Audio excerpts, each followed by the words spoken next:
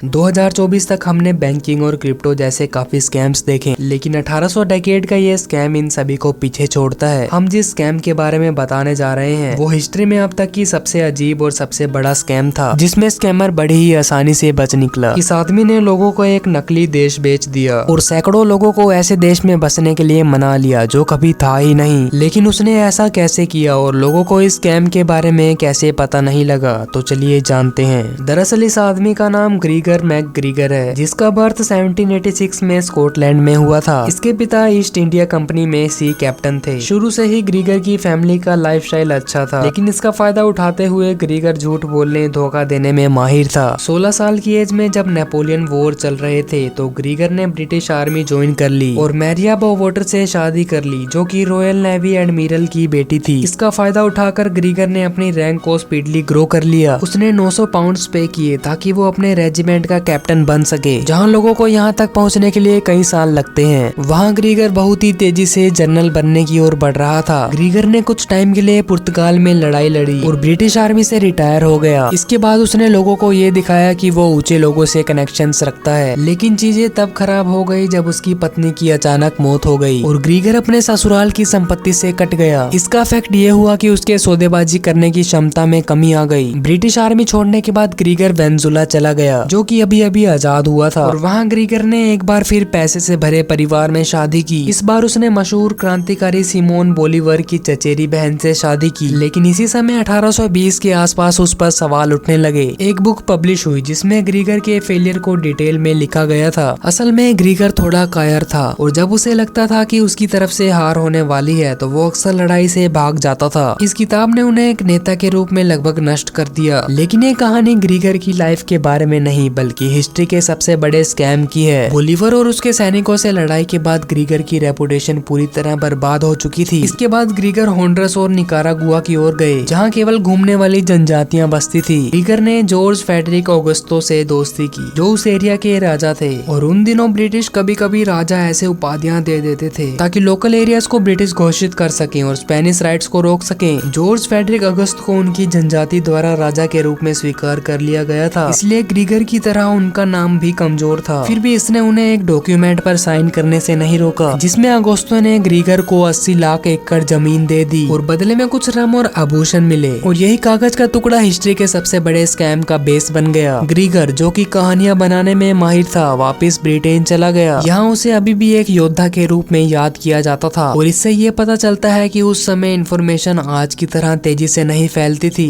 और वहाँ ग्रीगर ने अपने आप को पोयर्स नाम के एक देश का राजकुमार बताया, जो कि साउथ अमेरिका के तट पर 80 लाख एकड़ का एक यूटोपिया था। आपको बता दें कि ये 1800 के दशक की शुरुआत थी और उस टाइम मैप्स अभी भी आकार ले रहे थे, इसीलिए बाउंड्रीज पूरी तरह अंदाजे पर आधारित थी। ग्रीगर ने इसका पूरा फायदा उठाया और नंबर 1 टाउन गेट हिल पर अपने हाथ से बनाए गए पोयर्स के नक्शे के साथ पहुंचा। उसने ये कहानी घड़ी कि पोयर्स को कभी भी ब्रिटिश कॉलोनी के रूप में नहीं माना गया था और स्पेनिश लोगों से इस इलाके को उसके उबड़ खाबड़ पहाड़ों ने बचा रखा था। जैसे ही ढांचा तैयार हो गया, ग्रीगर ने इन्वेस्टर्स को अट्रैक्ट करने का काम शुरू किया। 1820 के दशक के इंग्लैंड में साउथ अमेरिका से ज्यादा किसी चीज ने इन्वेस्टर्स को एक्साइटेड नहीं किया। कोलंबिया और चिली जैसे न्यूली इंडिपेंडेंट देश स्पेन शासन से मुक्त हो गए थे और ये नए देश उभरते हुए गवर्नमेंट खर्चों को सपोर्ट करने के लिए इन्वेस्टर्स को बॉन्ड जारी करते थे। ये बॉन्ड स्टेट कंट्रोल इंडस्ट्रीज से 6% ईयरली रिटर्न का वादा करते थे। उस समय इन नए एरियाज को पहचानने के लिए क्लियर रूल्स नहीं थे, इसलिए इन्वेस्टमेंट का माहौल काफी हद तक अनकंट्रोल्ड था। आंखों में पैसे की चमक के साथ अंग्रेजी जनता ने बड़े लेवल पर इन्वेस्ट किया। कई इन्वेस्टर्स को साउथ अमेरिका के बारे में कोई जानकारी नहीं थी और वहाँ की इकोनॉमीज के बारे में तो बहुत ही कम पता था। फिर भी उन्होंने इन बॉन्ड्स को खरीदने का शोर मचा दिया, जिससे उसकी कीमतें बढ़ गई। इन्वेस्टर्स की भीड़ को देखते हुए ग्रीगर ने भी अपनी पूरी कोशिश की। उसने खुद को लंदन की सोशल गैदरिंग्स में एक नेता के रूप में प्रमोट किया, जिसे पोयर्स का स्वतंत्र राष्ट्र कहा जाता था। ग्रीगर ने जितना पॉसिबल हो सके एक असली देश बनाने की कोशिश की। उसने एक राष्ट्रीय ध्वज और एक कुल डिजाइन किया, जिसमें 2 गेंडे, बड़े यूनिकॉर्न थे। उसने ब्रिटिश अखबारों को पोयर्स के बॉन्ड्स की कीमतों को डिटेल करने के लिए मना लिया। यहाँ तक कि स्कॉटलैंड और इंग्लैंड की सड़कों पर वो अपने पोयर्स के बारे में पैम्फलेट बांटते थे और पोयर्स के बारे में गाने भी गाते थे। यहाँ एक एनरिच भूमि के रूप में एडवर्टाइजमेंट की गई। वहाँ की आबादी मेहनती लेकिन बेहद दोस्ताना थी और यहाँ तक कि पोयर्स की नदियों में सोने के भंडार भी दिखाई देते थे। आज ये सुनने में काफी मजाकिया लगता है, लेकिन उस समय ना तो इंटरनेट था और ना ही कोई तरीका था जिससे लोग इसकी असलियत का पता लगा सकें। पहला टेलीफोन भी आधी सदी के बाद आना था। आम जनता ने इस जगह के बारे में कभी नहीं सुना था और इसको साबित करने का कोई तरीका नहीं था सिवाय ग्रीगोर के द्वारा बनाए गए फेक डॉक्यूमेंट्स। लोगों ने ग्रीगोर के द्वारा बनाए गए पोयर्स के डॉक्यूमेंट्स पर भरोसा किया और पोयर्स के बारे में एक किताब भी लिखी गई, लेकिन असल में यह किताब भी नकली थी जो ग्रीगर ने एक झूठे नाम से लिखी थी। इन्वेस्टर्स को विश्वास था कि वो एक डेवलपिंग कंट्री में इन्वेस्ट कर रहे हैं, लेकिन सच्चाई ये थी कि वो सारा पैसा ग्रीगर के पास जा रहा था और उसकी जेबें भर रहा था। जैसे जैसे 1822 का साल आगे बढ़ा, ग्रीगर ने जमीन की कीमतें धीरे धीरे बढ़ा दी। पोयर्स में कोई टैक्स सिस्टम नहीं था, लेकिन इन्वेस्टर्स को उसका पैसा कैसे मिलेगा? ग्रीगर के पास इसका भी सॉल्यूशन था। उसने इन्वेस्टर्स को इंश्योर किया कि फंडिंग फ्यूचर के इन्वेस्टर्स से आएगी और साथ ही पोयर्स नेचुरल रिसोर्सेज से भरपूर था। लोग खुद को रोक नहीं पाए, उन्होंने ग्रीगर पर पैसा बरसाया और बस उसने अब सैकड़ों लोगों को अटलांटिक महासागर पार करने के लिए मना किया था। इनमें से कुछ लोगों ने अपने जीवन भर की कमाई को नकली पोयर्स करेंसी में बदल दिया। फिर भी वो 2 महीने की यात्रा पर चल पड़े जिसके बारे में उन्होंने पहले कभी सुना ही नहीं था, जो असल में कभी थी ही नहीं। पहले 70 लोग 1822 के अंत में इंग्लैंड से रवाना हुए। इसके बाद 180 लोग जनवरी 1823 में स्कॉटलैंड से रवाना हुए और इन सबको देश की राजधानी जोसेफ में पहुंचना था। लेकिन जब जहाज साउथ अमेरिका के किनारे पर पहुंचा तो नजारा बेहद खूबसूरत था। लोग एक्साइटेड थे, लेकिन थोड़ी देर बाद उन्होंने कुछ अजीब महसूस किया। वो सेंट जोसेफ पोर्ट पर पहुंचने वाले थे, लेकिन वहाँ इमारतें कहाँ थी? उन्हें उम्मीद थी कि वो एक यूरोपियन स्टाइल कैपिटल स्टेट में पहुंचेंगे जहाँ गवर्नमेंट सेंटर और थिएटर होंगे, लेकिन वहाँ तो कोई घर या इमारत ही नहीं थी। वहाँ सिर्फ पहले जहाज से आए हुए कुछ बिखरे हुए यात्री थे। जो जमीन उनका इंतजार कर रही थी वो बिल्कुल बेकार थी और खेती के लायक नहीं थी। वहाँ ना तो कोई संपत्ति देने के लिए थी और ना ही कोई बैंक जहाँ वो पोयस करेंसी को जमा या निकाल सकते थे। वहाँ कुछ भी नहीं था। जैसे जैसे हफ्ते बीतते गए, बसने वाले लोगों को गर्मी और उमस का सामना करना पड़ा। वो राशन को लेकर झगड़ने लगे और एक एक करके भूख, थकावट और मलेरिया से मरने लगे। तो क्या इससे ग्रीगर को अफेक्ट हुआ? बिल्कुल नहीं। जब कॉलोनियां बर्बाद हो रही थी और लोग भूखे मर रहे थे,